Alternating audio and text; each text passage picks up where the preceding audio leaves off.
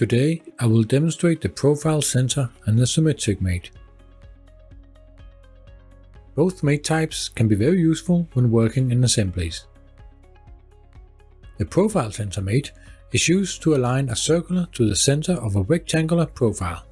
To use it, press Mates and go to Advanced, press the Profile Center button. Select the circular profile and the line in the rectangular profile. You can select the face you want the profile to be locked to. You can displace the profile from the surface and lock the circular profile. The Symmetric Mate is very similar to the sketch version. Again, select the Advanced Mates and now Symmetric.